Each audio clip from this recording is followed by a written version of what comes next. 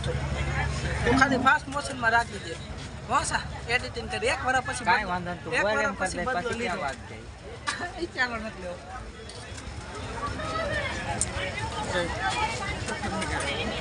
મને એક પગ મૂકે એટલે કાંઈ નહીં ને કે હમણાં દરિયા ભાગ હતો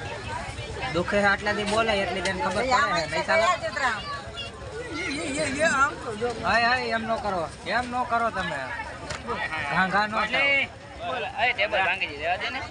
બીજા 500 કાઢીને દેવા જી ના આવે નહીં 500